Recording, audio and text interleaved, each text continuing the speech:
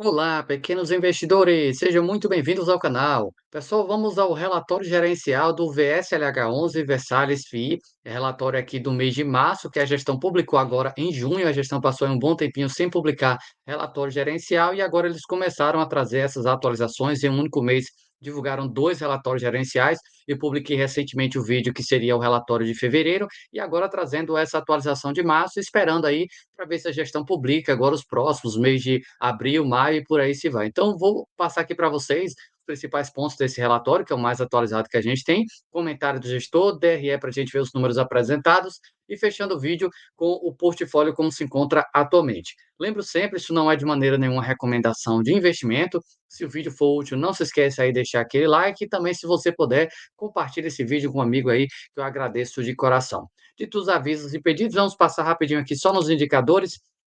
Hoje a gente tem o fundo aí com 13,79% de dividend yield nos últimos 12 meses, equivalente a 44 centavos. Como a cota caiu muito, está aqui quase na mínima, né, próximo aos R$ 3, isso faz com que o dividend yield dos últimos 12 meses fique alto. A gente tem nesse mês de junho uma queda bem expressiva, mais de 7%. E olhando aqui em termos de PVP, como vocês sabem, tem um desconto absurdo, 70% abaixo do VP. Lembrando que a gente precisa ver a marcação a mercado desses ativos aí que tiveram carências, quanto que de fato o fundo vale após esses problemas que tiveram, que a gente não viu ainda essa remarcação desde o ano passado. A quantidade de investidores aqui nós temos 82 mil, ainda tem uma pequena participação no FIX, 0,6%, e a liquidez média gira aqui em torno de R$ 200 mil.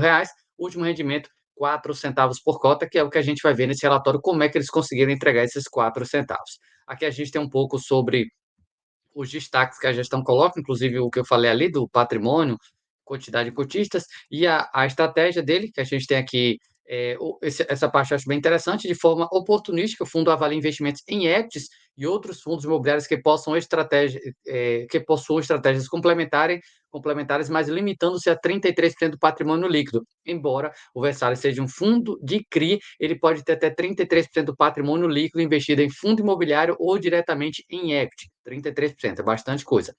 Comentário do gestor para a gente ver aqui o que é que teve de atualização nesse mês de março. O Versalhes FI distribuiu 4 centavos por cota de dividendos referente ao resultado de março. Ele vem mantendo essa faixa agora até nesse mês de junho, como a gente viu, os 4 centavos por cota. No dia 1º de março, foi realizada a AGT do CRI One, que foram aprovados os seguintes pontos: troca de fiança, inclusão de um membro adicional no comitê, na composição do comitê financeiro, aprovação de waiver até janeiro de 25, que impacta aí também o DEVA e especialmente o HCTR11. Então a gente teve aqui essa assembleia, acho que isso aqui não é nenhuma novidade, quem acompanha os destaques do dia no canal deve lembrar desses comunicados quando foram publicados lá no mês de março. Dispensa de rating em troca dos empreendimentos garantia. Em março não houve negociação em ativos, dessa forma, do patrimônio líquido total do fundo referente aos CRIs, 24,3 são operações com pagamento em dia. Essa notícia aqui, pessoal, depois de tanto tempo que eles tinham passado sem entregar relatório gerencial, eu vi com bons olhos. Isso aqui para mim foi menos pior do que eu imaginava.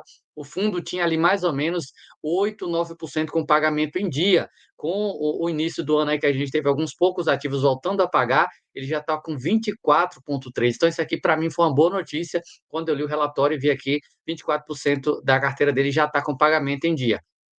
34% operações com pagamento em prazo de carência, como é o caso aí, inclusive, do grupo UAM.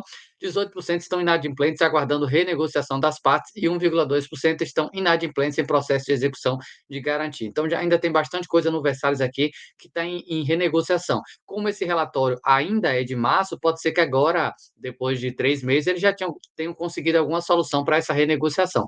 Vamos esperar aí nos próximos dias para ver se eles divulgam, né, esse relatório gerencial, já que eles começaram agora a trazer essas atualizações para os investidores. DRE, como sempre, vocês sabem que eles colocam aqui o regime caixa e também o regime competência, para a gente ter um pouco de noção. Regime caixa, mês de março, R$ 1.213.000. Se vocês pegarem aqui, olha a diferença, e é o que eu falei ali há pouco, do impacto dessa carteira mais adimplente, que eles tinham ali uns 8, 9%, de maio do ano passado até o mês de dezembro de 2023, eles passaram aí um ano com a faixa de R$ 700.000 de receita. Agora, eles já estão com 1.200.000 de receita, 1 milhão, 1.200.000. Então, esse ano de 24 já iniciou bem melhor para o Versalhes, tivemos um crescimento aí de R$ 300.000, é muita coisa de crescimento, sair de 700 para 1.000.000 faz muita diferença, e se colocar aqui 1.200.000, muito mais ainda. Então, esse início de ano para mim foi uma boa notícia ver essa carteira de CRI trazendo mais renda, a gente tem aqui e até percebe que quase tudo é dos CRIs mesmo, total de receitas caixas CRI, 1.178.000 nesse mês de março, R$ 35.000 outras receitas, deve ser o caixa. Nós temos aqui o equivalente a 93.000 de despesas. Essas despesas são aqui especialmente despesas de controladores, que entra a questão aí de taxa de gestão e administração, não tem taxa de performance já há bastante tempo, a última vez que teve foi no primeiro semestre do ano passado, e R$ 7.000 aqui de outras despesas, que eles colocam. Mas a gente tem aqui, especialmente essa bendita aqui, 87.000 de taxa de gestão e administração.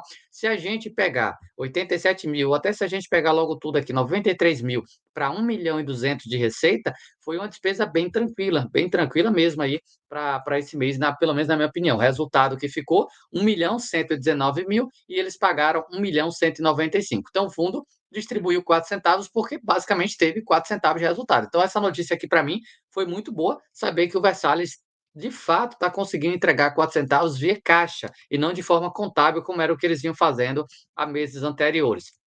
Quando a gente vem aqui para o contábil, esse mês ele teve 1.109.000, resultado especialmente aqui dos CRIs, 1.099.000, menos 186.000 de fundo imobiliário, isso é questão de marcação a mercado, 196 de outras receitas, 193 foi despesas, bem mais do que o que a gente vê ali na parte do caixa.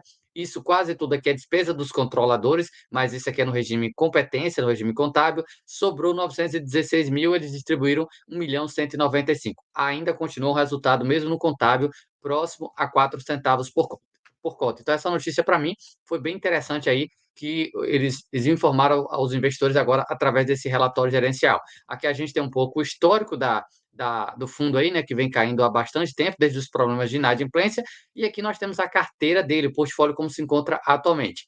Hoje, 77,5% é CRI, 10% ele tem em caixa, infelizmente esses caixas não trazem rentabilidade, né?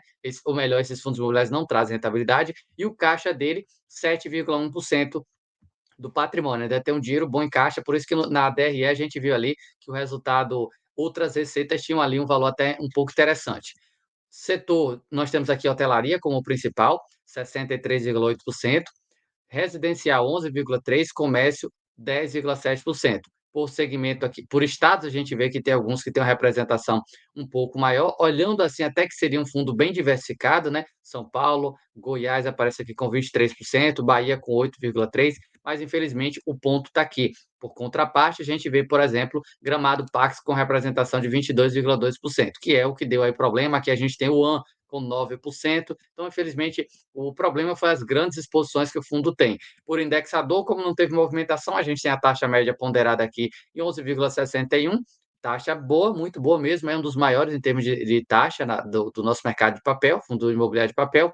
Prazo quase 5 anos, prazo médio, duration de 2,4, por indexador, quase 80% é IPCA, o IGPM pesou um pouco, porque o IGPM passou bastante tempo em deflação, agora que o IGPM já virou para positivo, isso pode ajudar um pouco a carteira dele. Subordinação, metade é sênior e metade subordinada, para a gente arredondar os números. Corporativo e multipropriedade é o segmento dele, né? Metade da carteira aí em cada um deles. Loteamento, shopping, incorporação vertical tem uma representação muito pequena.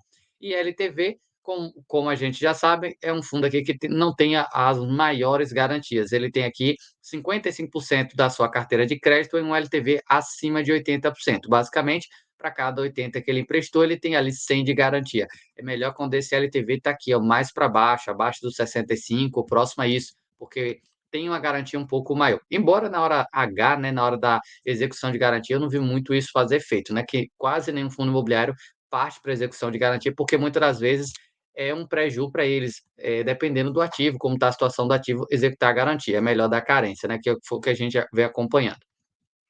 Aqui nós temos os CRIs mesmo, Resort do Lago Parque está aqui inadimplente, no vermelho, 10% do patrimônio dele. O OneHold, que foi o que eles falaram ali da carência, representa aqui o equivalente a 8,03 do portfólio. que só volta a pagar e vamos esperar que pague de fato no ano que vem, né, a partir do mês de janeiro. GPK, pessoal, nós temos 2 CRIs aqui GPK com mais ou menos 15% do patrimônio, que encerra a carência agora no mês de julho, agosto. Então, se esses benditos voltarem a pagar, vai ser uma boa para o Versalhes. Eco Resort aparece aqui pagando, é 5% da carteira dele. Nós temos o P Resort aqui inadimplente ainda. O melhor, o OP Resort aqui está adimplente, Solar das Águas que está inadimplente. 4,3% do portfólio dele.